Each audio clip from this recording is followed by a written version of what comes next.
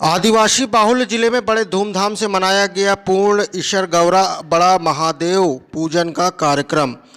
आदिवासी बाहुल्य जिला शहडोल विकासखंड गोपारू के ग्राम असवारी में पूर्ण ईशर गौरा एवं बड़ा देव महापूजन का कार्यक्रम गोणी धर्म संस्कृति संरक्षण समिति शहडोल अनूपपुर एवं सीधी मध्य प्रदेश के तत्वाधान में बड़े धूमधाम से मनाया गया, जिसमें शहडोल जिले के आलवा, छत्तीसगढ़ सहित अन्य जगह के लोग शामिल हुए।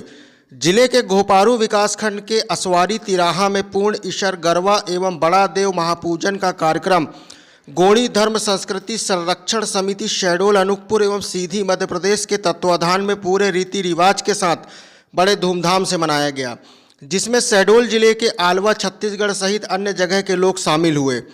आयोजन कमेटी द्वारा बताया कि गोणी धर्म प्रवर्तक महाकाल गुरुदेव दुर्गे भगत जगत जी ममतामयी माता दुर्गे डुलेश्वरी के मार्गदर्शन में ईशर गौरा महापूजन कार्यक्रम पूरे रीति रिवाज के साथ संपन्न कराया गया। गोणी धर्म संस्कृति जो हमारी मूल पहचान है, आज विलुप्त होने जा रही है, जिसे ईशर अर्थात महादेव हमारे पुरखा के द्वारा बनाई व्यवस्था नैक दस्तूर को अनंत काल तक जीवित रखने के लिए समाज के बीच सामाजिक व्यवस्था स्वरूप नेक दस्तूर रीति रिवाजों को जीवंत स्वरूप लोगों के बीच करने से ही जीवित रहेंगे। वहीं नई पीढ़ी को इन सब बातों से सीखने को मिलेगा। कार्यक्रम दौरान विशेष रूप से गुरु द्वारा प्रत्येक रीति रिवाजों नेक दस्तूरों के बारे में बारीकी से जानकारी दी गई। और गुरु दादा के सान्निध्य में हम गोंडी संस्कृति को अक्षुण्ण बनाए रखने के लिए गुरु दादा के दिशा निर्देशन में हम पूरे मध्य प्रदेश में ये ईशर गौरा पर्व मनाते चले आ रहे हैं। सबको जय सेवा जय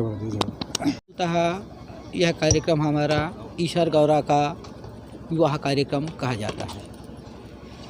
इस शक्ति जिसे हम पुरखा शक्ति के रूप से मानते हैं, उस शक्ति की पूजा मूलतः हम लोग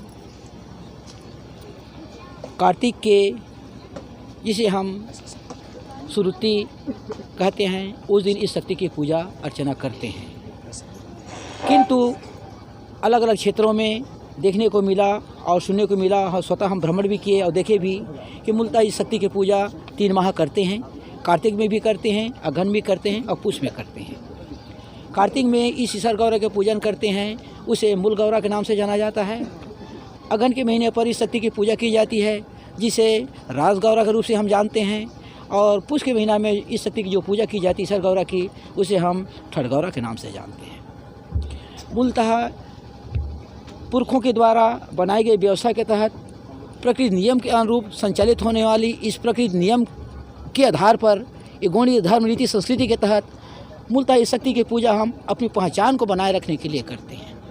हर सभी का धर्म होता है, सभी की अपनी अपनी व्यवस्थाएँ होती हैं, सभी की अपनी अपनी रीति नीति परंपराएं होती हैं। उसी के तहत हमारी भी एक रीति नीति परंपरा है जो प्राकृतिक नियम के अनुरूप संचालित होने वाली, जिसमें प्रकृति संतुलन का सिद्धांत निहित है। जी, ये जो आयोजन किया जाता है आप लोगों संघ के द्वारा, इसका उद्देश्य क्या है करने का? इसका उद्देश्य यही है कि हमारे समाज के लोग भूले हैं, भटके हैं। कुछ क्षेत्रों में इसको प्रचार के रूप में निरंतर चल रहा है। छत्तीसगढ़ में जगह जगह पर होता है। एमपी में हम लोग भूल चुके थे, भटक चुके थे।